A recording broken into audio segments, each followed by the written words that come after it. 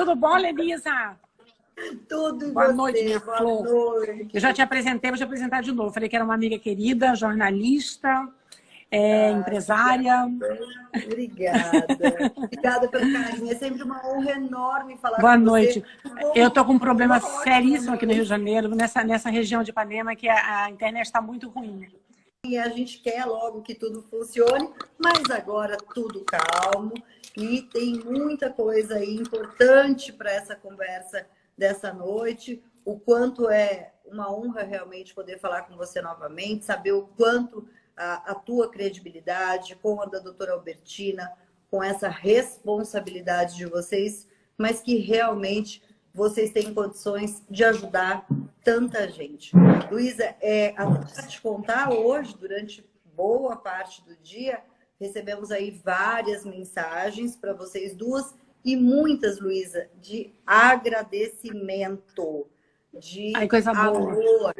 de gratidão, porque essa palavra, esse dom da palavra que vocês têm, você sabe disso, você tem, chega no coração das pessoas. Sabe que uma frase que me marcou muito da doutora esses últimos dias, nesses acontecimentos infelizmente muito tristes, foram relacionados ao acolhimento, ao afeto. E vocês duas têm esse olhar. O quanto isso é importante, né, Luísa? Muito, é fundamental, né? Eu acho que mais... não importa o problema, o tamanho do problema que você tenha, mas quando você tem um acolhimento, né, uma amorosidade de alguém próximo, você consegue ultrapassar isso com mais dignidade, né? Então, acho que a gente precisa no Brasil, existe um julgamento muito grande, né? Então, assim, é de ter mais realmente esse olhar mais carinhoso, mais de acolhimento total, para que as pessoas que estão com problemas possam continuar levando a sua vida com dignidade, que não se afundem mais, né? Exatamente. E nesse período da pandemia... A última live que a gente fez, a gente estava lançando a máscara solidária. Lembra? Foi isso mesmo. Como é que tá esse projeto? Eu tenho um monte assim de beijo para você, de todas as costureiras do projeto, mas assim, ó, pega aí um montão de beijo, de amor, de gratidão, que elas são realmente apaixonadas por você. E é um orgulho enorme para a gente. Aliás, acho que nenhuma frase hoje poderia ser tão importante como essa, né? Digo não à violência. E elas, sabe que lá no comecinho, quando a doutora Albertina idealizou o projeto, ela já pensava na questão das mulheres vítimas de violência de uma forma geral, vítimas de vulnerabilidade, que nesse processo de ficar em casa estariam em situações mais complicadas. Então, esse desejo dela em proteção, além, óbvio, da proteção realmente do coronavírus, era também uma proteção em relação à parte financeira, porque quando essa mulher, além de tudo, ela é violentada, mas de alguma forma ela precisa alimentar essa família, existem ali outros pontos, né, de consideração. Então, para a doutora Albertina, aquilo era importante que elas tivessem um acesso à renda, porque neste formato elas também conseguiriam proteger a parte financeira da família, alimentar os próprios filhos, né, Luísa? Então, que é fundamental, né? É fundamental. Fundamental, fundamental. E aí, para a gente, inclusive, aproveitar aqui carinhosamente, óbvio, dos seus seguidores, eu vou aproveitar para divulgar o site novamente, que é onde as pessoas fazem a doação e é o local onde sai o sustento dessas costureiras das comunidades e que vira, então, essa proteção que nas ações solidárias a doutora Albertina faz questão da entrega. Semana que vem, nos próximos dias, tem uma entrega grande para fazer, se Deus quiser, a gente vai conseguir aqui em São Paulo. Então, se você permite, é o www.suamascarasolidaria.com.br. As pessoas entram, doam quanto elas querem, uma máscara, 2 máscaras, enfim. Mas é a forma da gente ser solidário neste momento onde a gente ainda precisa e muito de proteção. E olha, a madrinha do projeto, que não poderia ser melhor, que é a Luísa Brunet. Que honra para todo mundo do projeto. Eu fico muito feliz também, porque eu acho que é de extrema importância. A gente está vivendo um momento diferente na vida de todos os brasileiros já há muito tempo, começou, né? Eu acho que o protocolo está se estendendo cada vez mais e a gente vê que muitas famílias estão vivendo em vulnerabilidade total. Então, se encontrou formas, né, de que as mulheres se ocupem e, ao mesmo tempo, elas ganham alguma rentabilidade porque são chefes de família. O brasileiro é muito solidário. Sim. Lenisa, eu fico impressionada, porque eu sou, graças a Deus, eu sou madrinha, sou embaixadora de vários projetos, à frente de vários projetos, tenho feito muitas lives solidárias, e eu vejo que o brasileiro é solidário, ele ajuda, ele se mobiliza, e isso é muito importante, porque não encontrou outra forma de ter uma sociedade mais justa e igualitária se não houver uma união da sociedade, né? Não podemos ficar esperando só por políticas públicas ou pelo governo.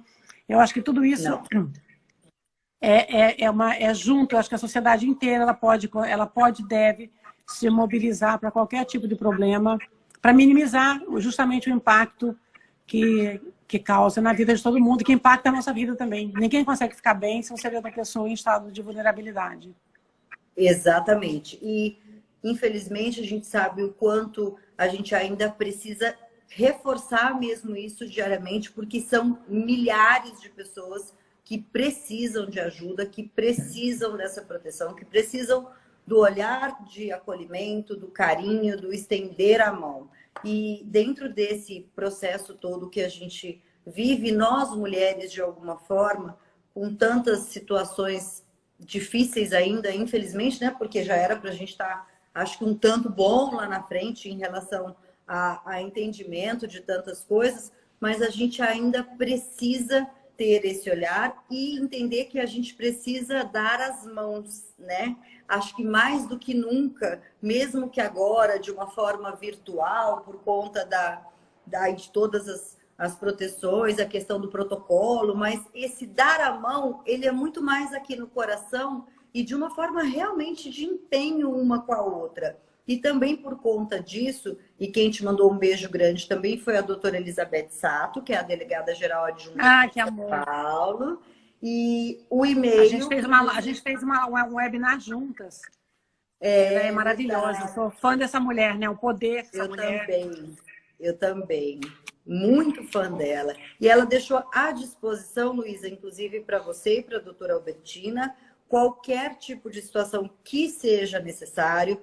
Pode passar também pelo mesmo e-mail que eu vou divulgar agora, porque tanto para você, quanto para a doutora Albertina, quanto para a doutora Sato, e a gente vai encaminhar, que é do projeto que a gente estava falando, é o contato@suamascarasolidaria.com.br, porque também é a parte solidária, lógico, do projeto, de encaminhar para vocês com todo o carinho do mundo. E agora, preste atenção que ela chegou.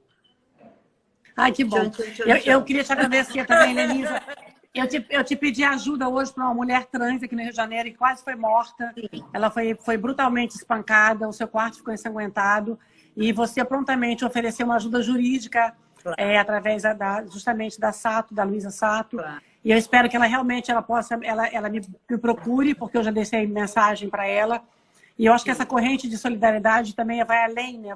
Ajudas que a gente pode dar também são de várias formas, inclusive jurídica, né? Com certeza. E a gente está aqui unida nessa corrente solidária, nessa corrente de acolhimento, e o que precisar aqui é uma pela outra, tá?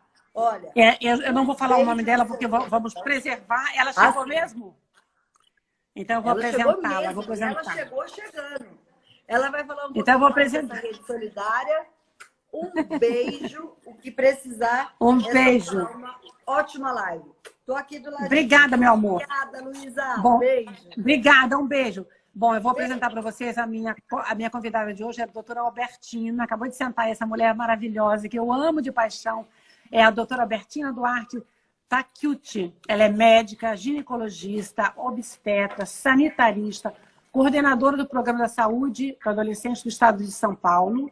É coordenadora do Programa de Políticas Públicas para Mulheres da Secretaria da Justiça e Cidadania de São Paulo também. E aí eu queria contar para vocês que a nossa live de hoje, ela tem assuntos que são bem delicados, mas que precisam ser falados, precisam ser conversados com coerência, credibilidade de quem entende do assunto. E ninguém melhor do que a doutora Albertina. Especialmente quando se trata de violência contra menores. A gente está falando do caso daquela criança de 10 anos do Espírito Santo. Não só ela, eu acho que várias crianças, né, têm infelicidade com esse tipo de problema semelhante. E a doutora Albertina, que é uma médica, é a mais experiente do Brasil com cuidados de crianças e adolescentes. Como vai você, minha amiga maravilhosa? Olha, muito feliz, porque a nossa primeira live foi linda, e aí a segunda, eu tenho certeza que neste momento triste, ela vai ajudar muitas pessoas, muitas, muitas. É essa a grande intenção que nós temos, né?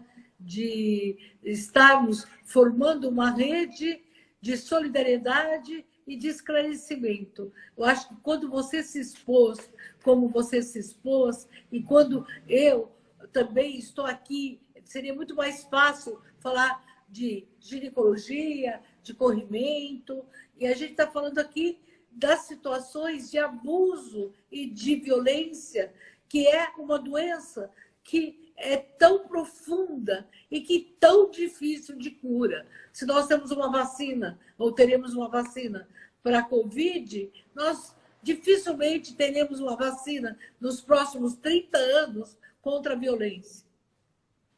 Que absurdo. É verdade, doutora Albertina. Eu queria, bom, em primeiro lugar, eu queria perguntar para a senhora quais são os riscos para a saúde dessa menina nesse momento pós o procedimento. Tanto para a saúde física dela, por ser uma criança de 10 anos, mas para a saúde psicológica dela, que é o que mais preocupa a gente, né? O pós-cirúrgico para uma criança é uma cirurgia tão delicada, mas a parte psicológica e emocional dela, eu imagino que esteja deplorável. Como a senhora vê isso? Luísa, acho que o risco psicológico, o risco social, você sabe, e já falou tantas vezes internacionalmente, da questão do que representa uma violência. Isso, agora, nós estamos falando para uma menina de 6 a 10 anos, que dos 6 aos 10 anos foi estuprada, violentada, escondeu, né? Quieta, calada, e só ficou visível quando ficou impossível esconder, quando os sinais da gravidez apareceram no seu corpo. Então, o risco psicológico é ela ser altamente marcada para o resto da vida. Esse procedimento cirúrgico que ela foi submetida, ela não termina agora. Nós vamos ter que continuar nos solidarizando para que ela possa ser acompanhada psicologicamente. Porque como é que ela vai voltar para casa? Como é que ela vai voltar para que casa? O tio, ele é casado com a irmã, casado com a tia dela, ele já está falando em redes, mandou um vídeo que é para investigar o avô, investigar o vizinho. Olha, quer dizer, essa menina daqui a pouco, ela já foi chamada de assassina, ela vai ser chamada de vagabunda, de culpada por todos esses abusos, né? Como é que ela volta para a escola? Que bom que o Felipe Neto ofereceu bancar os estudos até a faculdade dela, porque senão não vai ter uma escola, uma faculdade pública ou privada que, se a gente não tivesse trabalho de acolhimento, ela não consegue voltar para a escola, não consegue. Então, isso é uma questão psicológica e social. Agora vamos falar alguma coisa, vamos falar dos riscos físicos, que ninguém fala tanto. Veja, primeiro, gravidez com menos de 15 anos é uma gravidez de risco. Falamos tanto de gravidez de risco, mas é mais risco uma menina de menos de 14 anos do que de uma mulher com mais de 40 anos, de 45 anos. Porque essa mulher de 45 anos quis ser mãe, de alguma forma tem toda uma vivência, conhece a prevenção. Então, veja, eu estou dizendo de risco físico.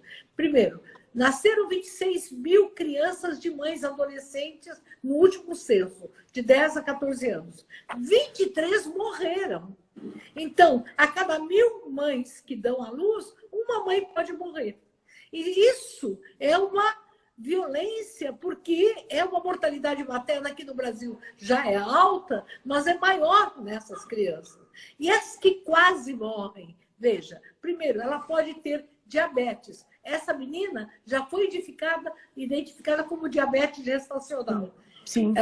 Ela pode ter risco de pressão alta, de anemia, de desnutrição, porque são dois crescimentos, o do bebê e da adolescente, que disputam os nutrientes. Então, essas duas pessoas estão competindo pela mesma alimentação. Outra coisa importante, ela pode estar contaminada por doenças infecciosas, porque o abusador não é um grande prevenção, não trabalha com esse ritual de higiene, né? E de prevenção. Então, ela pode ter AIDS, ela pode corre o risco, não é que pode. Uma criança estuprada pode correr risco de AIDS, de sífilis, de HPV, de qualquer doença sexualmente transmissível, porque esse abusador ele está acostumado, né, a não ter nenhum tipo de autocuidado. Outra coisa importante, se ela tiver 1,50 m, né, e é a média das meninas dessa idade, ou ter menos 2 anos, que ela menstrua, porque ela não deve ter menstruado aos 8 anos. Então, se ela engravidou, ela foi submetida a um estresse tão grande que a fez ovular. Então, os hormônios também foram atingidos nesse pandemônio dos hormônios. Outra coisa que fez ovular, mesmo muitas vezes sem até ter menstruado. Quer dizer, imagina se ela não menstruou, ela sofreu tanta violência que o organismo dela ovulou sem ela ter menstruado, que é muitos casos que eu já atendi. Bem, então, se não bastasse pré-eclâmpsia e eclâmpsia, se não bastasse diabetes, hipertensão, morte materna, eu estou dizendo que a cada uma menina que dá à luz de 10 a 14 anos, uma mãe morre. Quer dizer, e aquilo que eu digo, e como é que ficam os rins? Ela pode ter infecção urinária. Agora, o pior de tudo, que ela vai calar.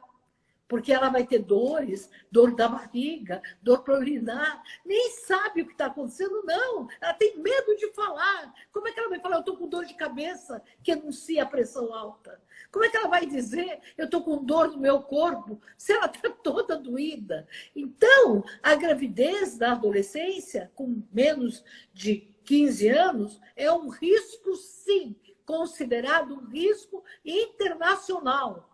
De 15 a 20 anos, eu também acho que é um risco, mas o risco é menor do que de uma menina de 10 a 15 anos. Não é que o corpo não está preparado, ele se prepara à força. É uma força que faz com que essa menina, os seus ossos que estão em crescimento, eles se solidificam. Essa menina é forçada a crescer. E isso é um desgaste físico. Isso para pontuar o risco de morte. Não é escolher um ou outro. Essa menina pode morrer, sim, na gravidez e ainda o neném nascer desnutrido, baixo peso, mal formado, com síndromes, ou ele está sem...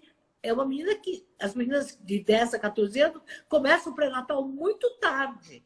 Porque essa menina, por exemplo, tem 20 semanas, não fez pré-natal. Nós estamos na metade da gestação. O que aconteceria com ela se ela levasse até o fim a gestação? É o risco de morrer. Ela já está morta psicologicamente. É preciso revivê-la. Isso todo... Doutora Bertina, tá todo mundo elogiando a sua fala, dizendo que é muito importante esclarecer, que a senhora está esclarecendo muito bem.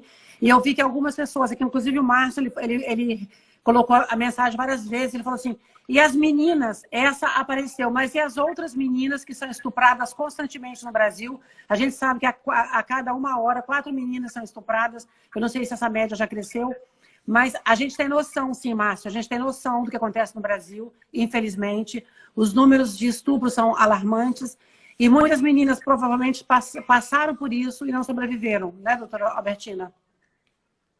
Veja, sobrevivente é exatamente o nome. Quem sobreviveu, sobreviveu como? Há muitas mulheres que às vezes têm 35 anos e chegam para mim e dizem assim, doutora, quando eu vou ter relação, eu sinto o cheiro do estuprador do meu corpo. Eu já atendi mulheres que depois de passado todo o tempo, deram à luz.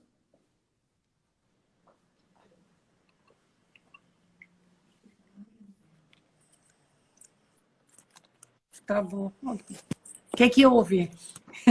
Oi, tudo bem? Eu vou fazer, então... Deram à luz. Tá? Deram à luz? Depois de tantos anos, deram à luz e na hora de estarem tendo relação, tendo o parto, elas falam o nome do abusador. E Que aí absurdo. o marido Imagino, porque... o companheiro fala assim, esse é o pai da criança? Não, ela está recordando a tragédia anterior. A tragédia É um trauma, anterior né? É um trauma que muito aconteceu. forte. É um E trauma muito muitas mulheres forte. não conseguem engravidar mais tarde, porque é como se elas se punissem. Muitas mulheres, elas têm dor para ter relação, elas têm angústia, depressão, bulimia, né? Anorexia, mas elas têm dor para menstruar, como se o útero chorasse todo o tempo. Doutora Bertina, eu vou fazer a próxima pergunta para a senhora, mas antes eu vou falar. A senhora já sabe que eu sofri uma violência sexual entre 12 e 13 anos de idade e eu resisti bastante a ser mãe. Eu fui ser mãe com 26 anos, porque o meu corpo rejeitou a gravidez. Eu fiquei muito abalada com isso e eu passei anos da minha vida, eu só falei sobre esse abuso quando eu tive 54 anos de idade. Então eu entendo justamente essa dor que a senhora está falando aí, porque é muito grave. Aí eu queria comentar com a senhora assim, que a justiça precisou intervir nesse caso. E eu sei que você participou assim, muito de perto da lei sobre o aborto no nosso país, né? Não teria necessidade de ser assim, desse jeito, né? Porque se tivesse sido resolvido de outra forma, talvez fosse evitada assim, tamanha exposição dessa menina e deixou ela totalmente vulnerável. As pessoas usaram da imagem dela absurdamente nas redes sociais, falando coisas que não sabiam ainda, porque é um processo que está ainda sendo investigado, ela estava ainda sendo examinada. Então, assim, o que me deixa preocupada é por que a justiça interferiu se não é necessário? Veja, é seríssimo isso que você está falando. Todos os juristas, a doutora Elizabeth Sato, todas as pessoas que já debateram conosco, elas disseram que não era necessário a consulta ao Tribunal de Justiça. Agora, o que me espanta é como essa menina vai ser internada e, de repente... Meu Deus. Congelou, Eliane? Não, é que tá falando. Ai, o meu tá congelado. Vê se eu tô. Você tá em outra coisa, né? Pode aumentar assim a congelou o lado dela. O dela tá congelado? Ai, que pena. A gente tá com um probleminha na internet. Travou. Ah, eu acho que ela saiu. A doutora Bertina saiu, ela já vai entrar de novo. A gente está com um problema na internet, gente. Peço mil desculpas a vocês. Eu já avisei no comecinho da live que a gente ia ter um probleminha. Tá tendo um problema aqui no bairro que eu moro. E eu tenho uma pergunta. Cadê a mãe dessa menina? Sumiu? Então, justamente, a mãe dela não apareceu, né? Mas ela foi tão exposta, né? Acho que não... Cadê? Oh, meu Deus. Vamos começar de novo. Não precisava ser dessa forma. Essa exposição foi bem desnecessária mesmo. Cadê?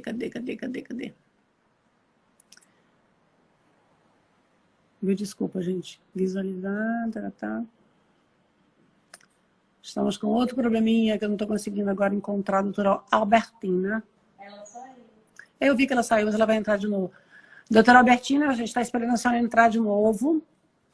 Tranquila, Luísa, a live está maravilhosa. Entendemos esse problema de internet. Obrigada, Gabi Monteiro, meu amorzinho, obrigada.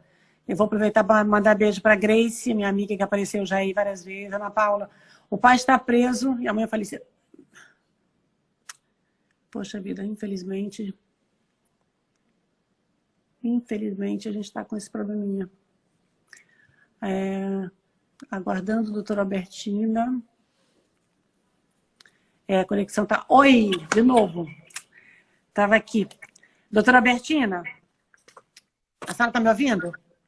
Estou totalmente ouvindo. Tá bom. Então, a gente estava falando sobre essa questão da justiça ter intervido, a exposição desnecessária dessa menina nas redes sociais. A senhora estava falando que não precisava, né? Não precisava ter intervido a justiça nesse caso. Por quê? De jeito nenhum. E outra coisa, o que não precisava, ela ficar esperando o procedimento, onde ela já tinha sido avaliada que era diabética, onde já se sabia no hospital que não tinha condições.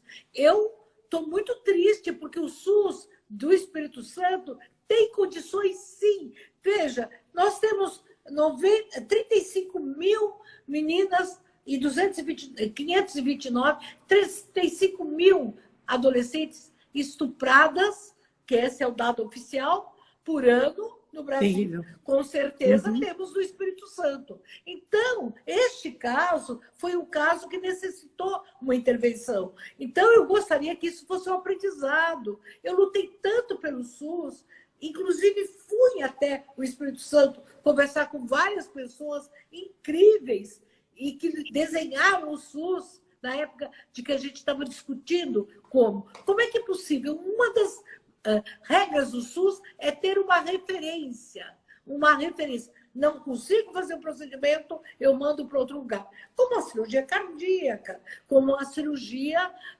de cabeça. E o procedimento não é sofisticado dessa forma. Ele pode ser feito com uma equipe, porque isso faz parte do protocolo do Ministério da Saúde, do Hospital das Clínicas, dos hospitais, da Febrasgo. Quer dizer, é um protocolo internacional de procedimentos. Até 22 semanas, até 12 semanas tal, de 12 a 22 tal. Quer dizer, isso é conhecido. E eu ofereci na Globo News, pode trazer a menina para São Paulo. Eu tinha conversado... Eu assisti a sua entrevista.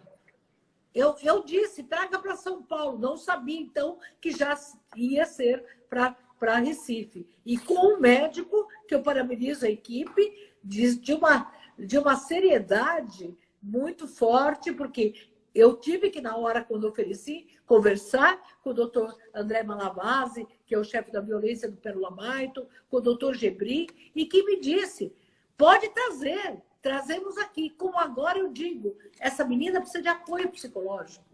Ela vai ficar muito sofrida. E eu dou atendimento, não, eu ofereço atendimento através da USP, da Rede Apoiar, do meu WhatsApp, para a família e para a menina.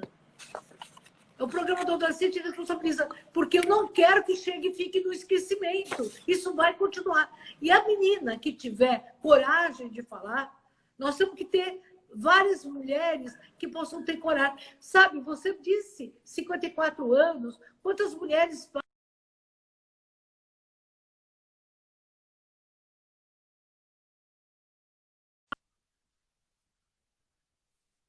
coragem de falar para a senhora? Eu fui abusada. E é incrível, o abusador é dissimulado. Ele é tão mau que ele coloca a culpa dessa mulher. A menina fica tão culpada e tão acuada que ela não é capaz de falar socorro. Quer dizer, se pega incêndio numa casa, nenhuma criança tem medo de gritar fogo. Se um ladrão entra, acudam, socorro. Agora, a violência, não só ela não grita, como ainda ela tem que mostrar que tem fogo mesmo, que tem roubo mesmo. É absurdo o que acontece com a violência. Sim. Doutora Bertina, a gente está aqui no papel, não é para polemizar, eu queria que as pessoas entendessem que não é a nossa intenção, mas eu acho que a certeza de poder ajudar a tirar dúvidas das pessoas, de uma certa forma, informar também. Tudo isso que a senhora está falando é de extrema importância. Muitas pessoas não têm noção de como funciona, né? O fato da criança não gritar porque tem medo, porque ela está sendo abusada por um parente próximo, ou é pai, ou é avô, ou é tio. A gente já sabe disso, são pessoas próximas. Então, ela é ameaçada. Então, é muito difícil. É um crime muito, muito constrangedor para a criança mesmo.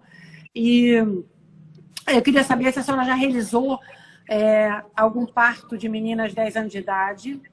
E como médica, a senhora considera quais os tipos e os pontos mais relevantes, né, nesse tipo de causa, nesse tipo de casos, aliás?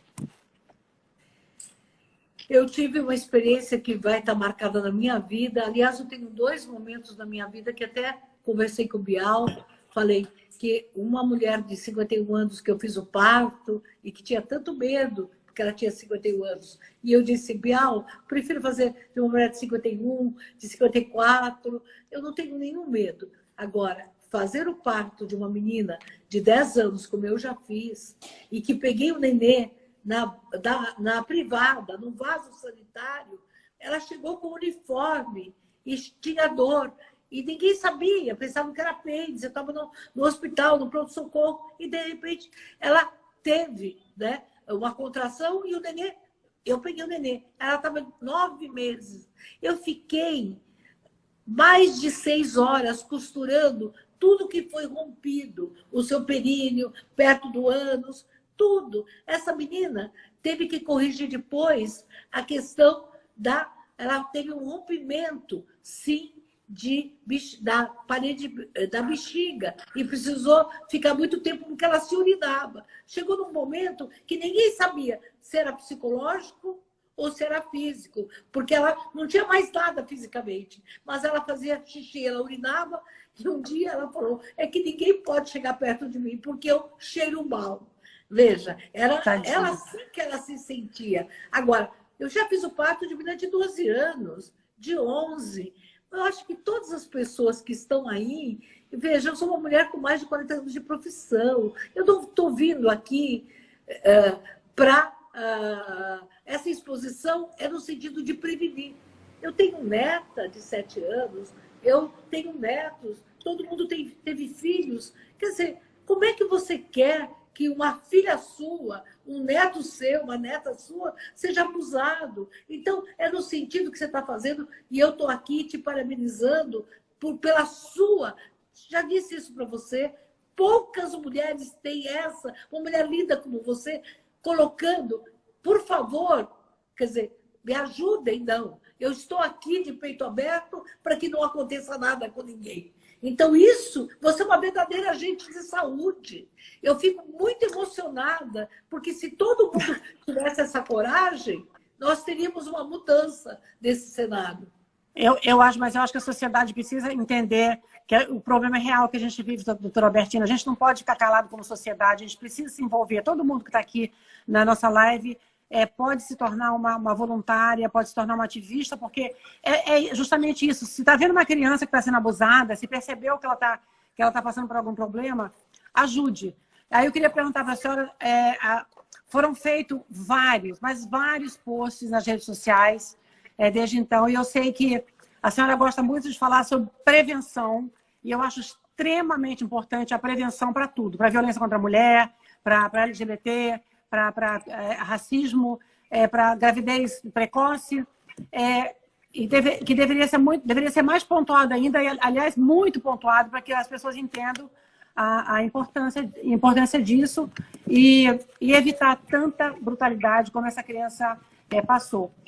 Aí eu vi que a Ivete Sangalo, ela postou nas redes sociais dela, dizendo assim, como proteger as crianças de abusos sexuais. É possível falar sobre dicas, doutora? Falar aqui, por exemplo, algumas dicas que as mães em casa possam observar e ajudar essas crianças? Eu vou dar algumas dicas e depois soluções, né? Algumas soluções que eu estou lutando. Bem, então, primeira coisa, toda vez que uma mãe percebeu uma criança que mudou de comportamento, nessa pandemia foi muito comum. Algumas crianças estavam normais, de repente elas começaram a ficar agitadas, ou porque elas estavam sendo abusadas ou ameaçadas, ou até fazendo lives, mostrando, selfies, mostrando fotos das suas partes íntimas.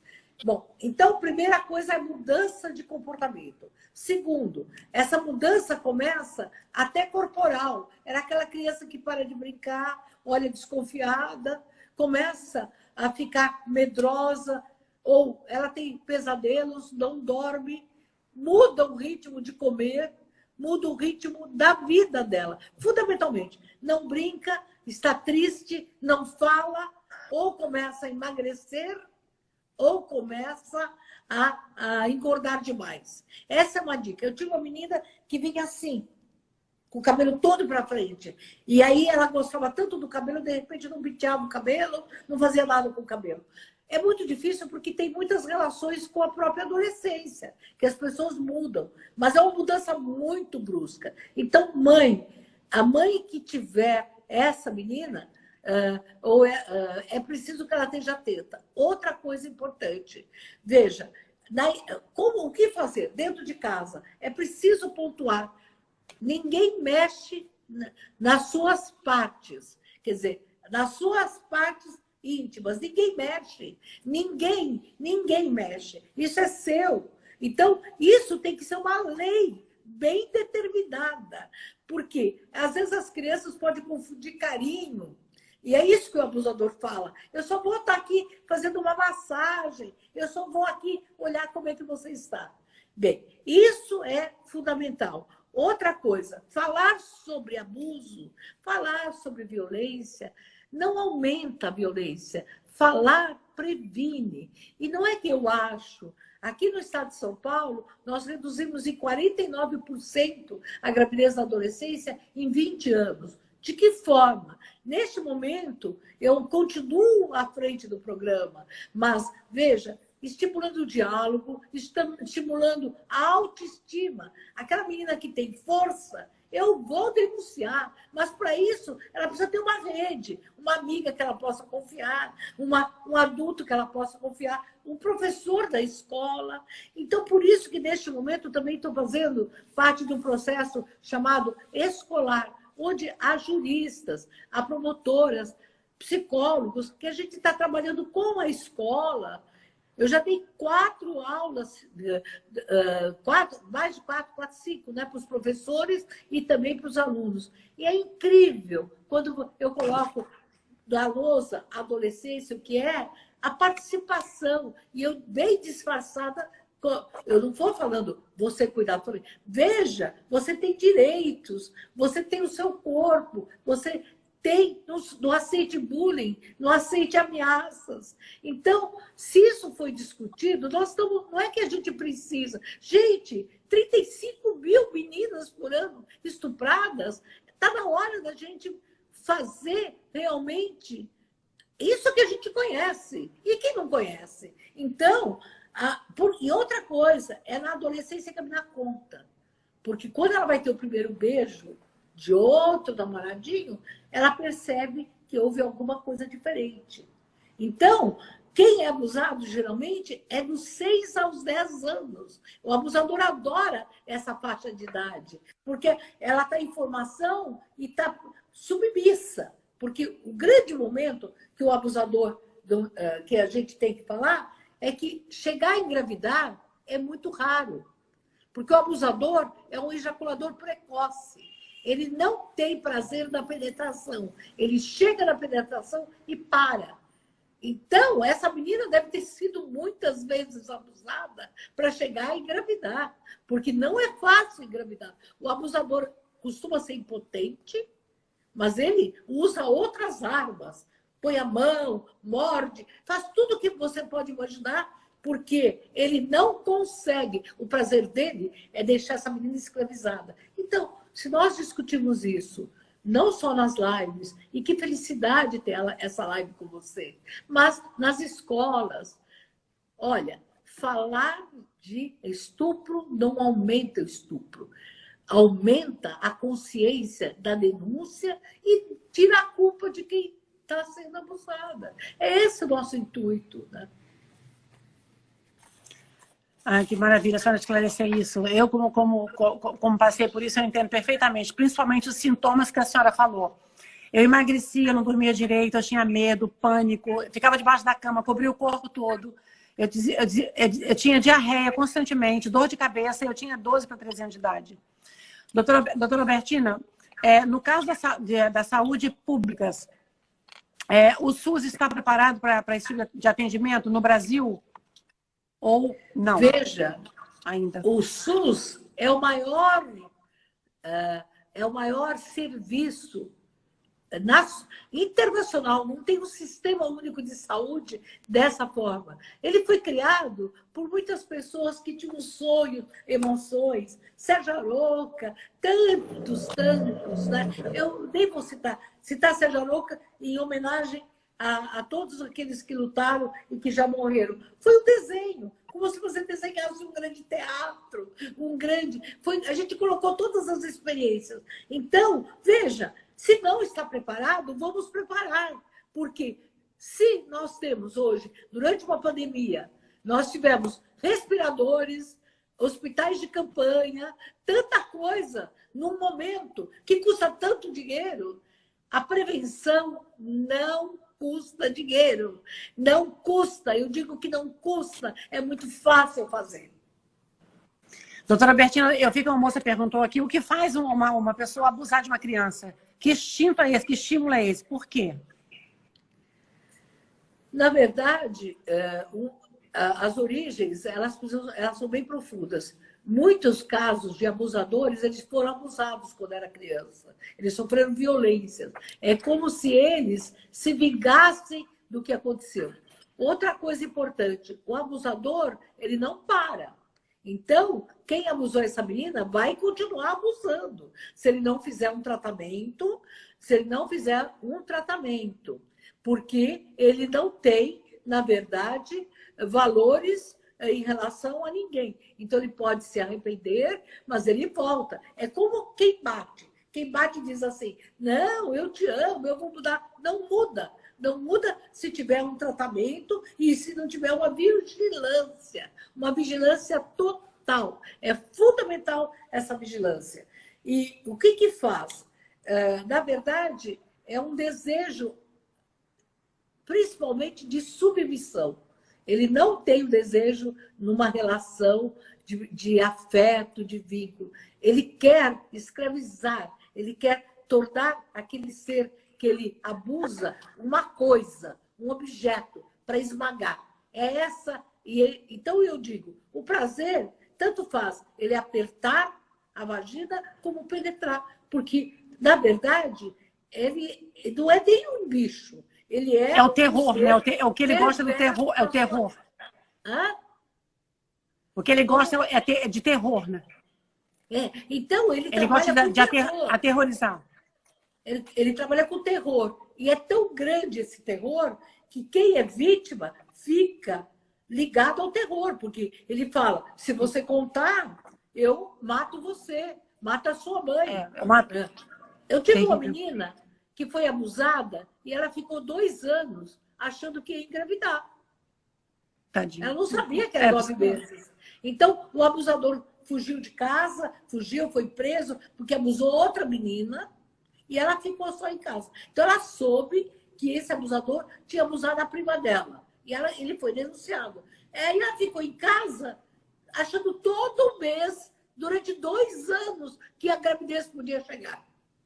Quer dizer, é muito forte. Isso que você falou. Você é uma mulher tão linda, né? Imagina o quanto que machucou o teu desenvolvimento, você não querer comer. E depois, dor no corpo, as dores, porque na verdade, pós-guerra. A pessoa nunca esquece pós-guerra. Doutora Bertina, quais são os números de mortalidade infantil no Brasil?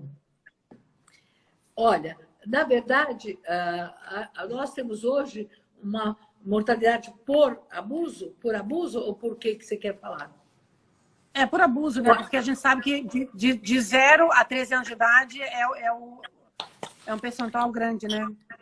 Então, na verdade, assim, veja, o que acontece? As internações por aborto, né?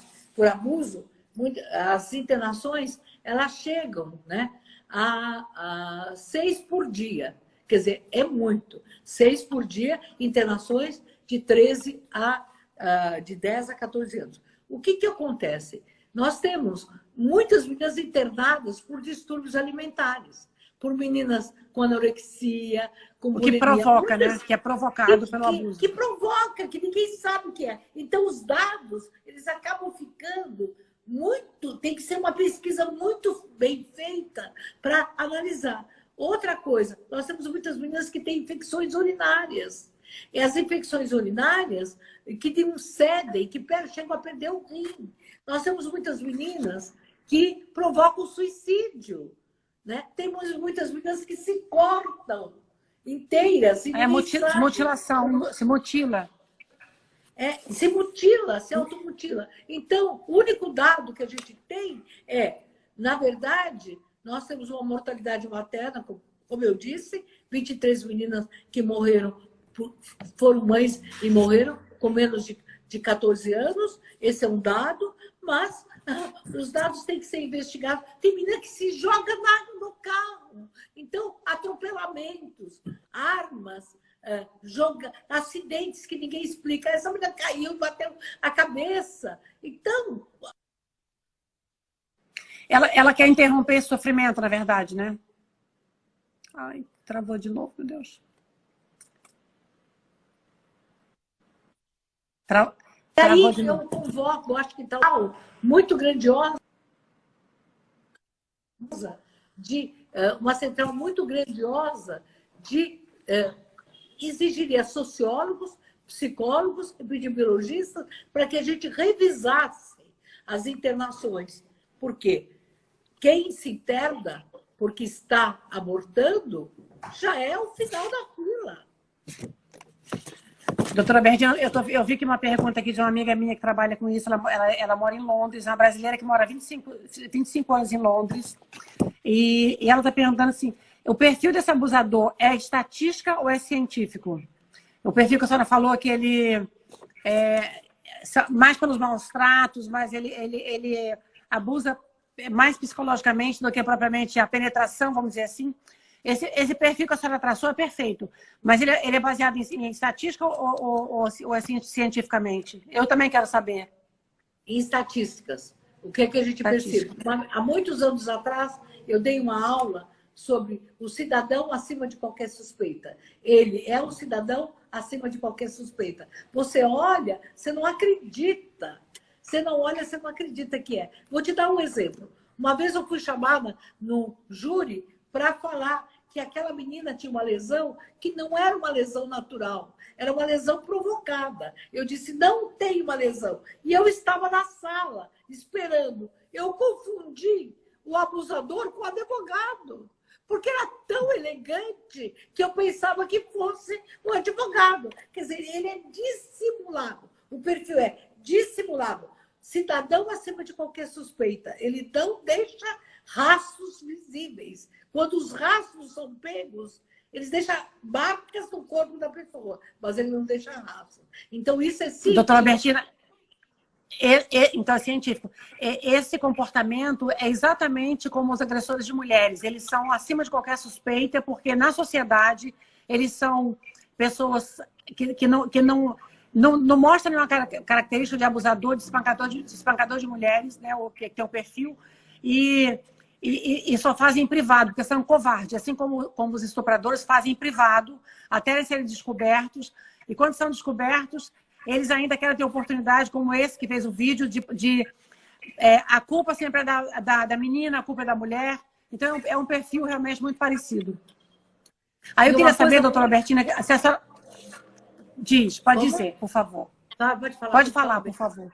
Olha, uma coisa muito importante é que esse abusador, muitos casos, eu fui chamada, não, mas o ímã está íntegro, então ela não foi abusada. Não, ele machucou, ejaculou, mostrou, fez vários tipos de sexo oral que não deixaram marcas. Quando ele chegar a engravidar, nossa, o caminho, essa menina foi muito massacrada até chegar no ponto de engravidar. Como eu falei, o abusador costuma ser impotente.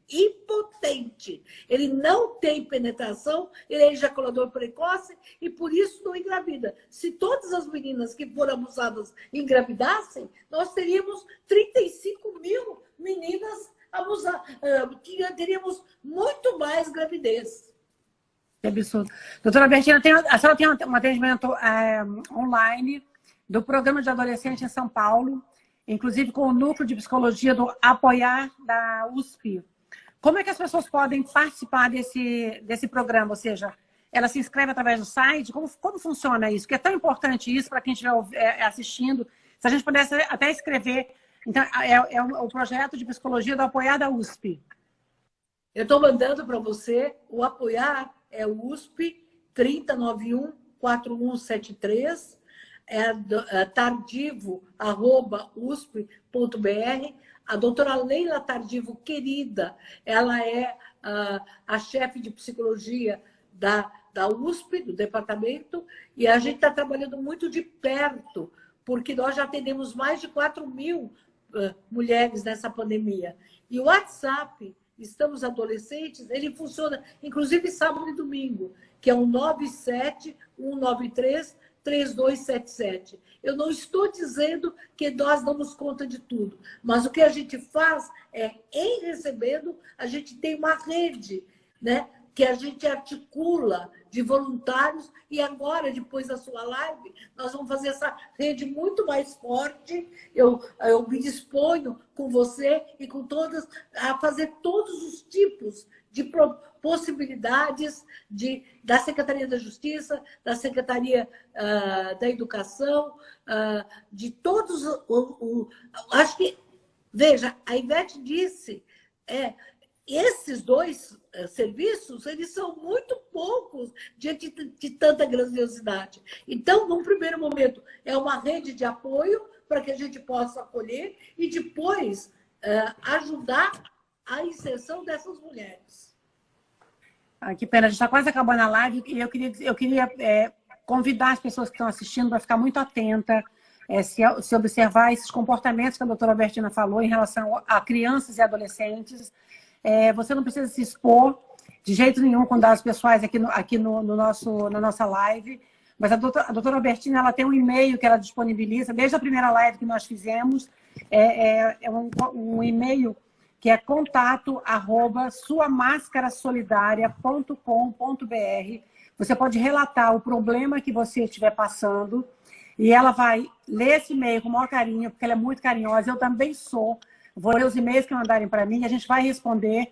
E se tiver alguém precisando de ajuda, se souber de algum caso, de alguma criança que está sendo abusada, por favor, relatem no e-mail contato@suamascarasolidaria.com.br. A gente conta com todos vocês, sociedade, para se mobilizar, porque é muito importante. É muito importante que a gente observe e iniba esse sofrimento dessas crianças, né? E aí eu vi uma pergunta aqui que teve uma insistência, que ela perguntou se esse tipo de crime acontece mais nas classes sociais altas ou nas classes sociais baixas. Eu já sei que é igual. Não existe, né, doutora? Se tem uma coisa que a violência ela é democrática. Ela Exatamente. É em todas as classes sociais. Eu fiquei muito assustada a primeira vez que eu estava na Organização Mundial de Saúde, estava na Suíça, e a gente estava no trabalho de adolescência.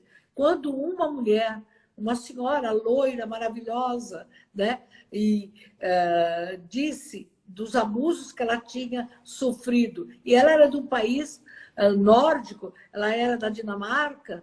Então, na verdade, a violência ela existe em todas as classes sociais. O que é diferente é quando essa mulher tem condições de poder falar. Então, eu diria, quanto mais instruída e psicologicamente amparada, mais ela tem condições de ter o acesso, de poder ter alguém com quem falar. No nível social mais carente, o que vai acontecer? Ela tem tanto medo que ela é abusada por outros ao redor. É como se os abusadores tivessem um imã.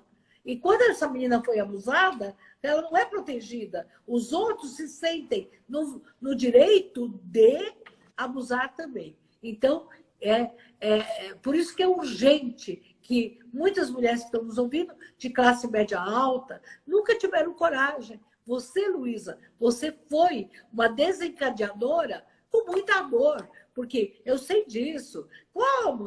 Veja, ela denunciou, maravilha.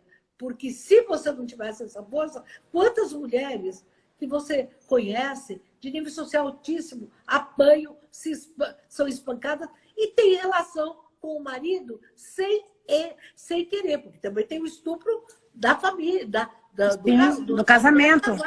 No casamento. Uhum. Então, eu acho que os fatores são os mesmos fatores que inibem uma criança de falar, que é o medo, a vergonha e o relacionamento abusivo é uma coisa muito louca, porque eu vejo isso também, abuso, porque eu me vejo nessa situação anteriormente, quando eu fui abusada, de não falar para ninguém, de não contar. Eu tinha vergonha. Como é que eu ia contar uma coisa tão íntima e vergonhosa para alguém? Então, é muito... Observe seus filhos, tenha um diálogo muito aberto. A escola tem que amparar, como a senhora disse, eu acredito muito na educação. E a última pergunta que eu queria fazer, a senhora acredita que esses homens, eles passando por um tratamento psicológico, um tratamento terapêutico, existe possibilidade de reinserir na sociedade como homens de bem? Querida, eu quero acreditar. Eu quero acreditar. As pesquisas têm muito pouco, há muitos poucos. Eu conheço agora o José, conheço o trabalho da doutora Gabriela Mansur, conheço trabalhos internacionais, mas o que eu vejo é que o mais importante, não sei se ele vai se inserir, o mais importante é ele parar de abusar.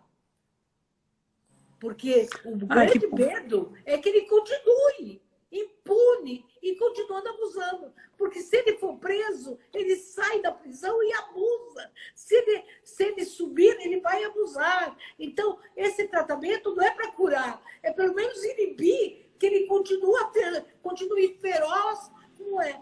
Eu quero acreditar no ser humano que é possível. Mas, do mesmo jeito que a mulher não esquece as marcas, o abusador não esquece a sua fúria. Então, é preciso que a gente inibe essa sua fúria. Bom saber. Bom, doutora Bertina, está terminando. Que mensagem que a senhora deixaria? Vamos deixar uma mensagem para essa menina, que a gente nem sabe como é que ela está agora, dessa rede de apoio, né? Porque eu fico imaginando como é que deve estar sendo hoje o dia dela. Será que ela tem noção real do que aconteceu com ela? Eu acho que a imagem mais difícil que eu vi foi que a menina estava o tempo todo com uma girafinha. Ela agarrava um brinquedo, como se de repente esse brinquedo colocasse para ela numa outra infância. Veja, essa menina não tem mãe, a mãe dela morreu, o pai está preso por drogas e o tio chegou, eu vi a live, eu fiquei nervosa, o vídeo, ele dizendo, vão pesquisar o avô ou o vizinho, fizeram exame, por que só em mim? Mas numa arrogância, numa maldade, em nenhum momento ele dizendo, porque se eu me solidarizo, se ele achasse que ele estava sendo acusado. Então a mensagem é, nós vamos te ajudar. A mensagem é, eu, do programa do adolescente, estou aqui. Eu te ajudo, a Luísa te ajuda, todo mundo te ajuda. Você já recebeu apoio e a oferta do Anderson Nunes, né? E do Felipe Psicológica. Da escola. Mas veja, eu queria assim, que todo mundo, que ela fosse o símbolo neste momento, porque ela não é, ela é só a que é visível. Então, todas as meninas que estão nos ouvindo, digam, tenha um canal, vocês têm internet, mas quem não tem, procure uma amiga que busque e não tenha medo de denunciar. Porque você ficar quieta, não é que vai passar, vai piorar. Então, e você ficar quieta, você está calando outras meninas. A minha mensagem é, querida, você que é o símbolo, como nós temos a Greta, que é o símbolo do meio ambiental, que essa menina seja o símbolo neste país, um estupro nunca mais. Nenhuma mulher mais. Obrigado. Muito obrigada, doutora Bertina, muito obrigada pelo seu carinho, pelo seu respeito, pela sua expertise nessa área, que é tão importante. Eu estou muito honrada de falar com a senhora por aqui e muito amor para você e muito obrigada por essa live maravilhosa. Olha, eu aprendi muito com a senhora agora. Obrigada. Olha, Luísa, eu gostaria que todas as mulheres deste país que foram vítimas de violência, tivessem 10% da sua coragem. E eu gostaria de poder, então, dormir melhor, pensando. 10% das mulheres vão ter a coragem da Luísa e nós vamos criar uma grande vacina contra a violência. Vamos rezar para que todo mundo comece a exercer a sua cidadania, né, que é muito importante. Muito obrigada. Eu espero que a gente tenha contribuído com as pessoas que estiveram assistindo, que repliquem essas informações primorosas que a gente obteve da senhora e que a gente possa, com esse símbolo dessa menina, mudar a história do estupro no Brasil, aliás, violência sexual contra as crianças. Um beijo carinhoso. Muito obrigada.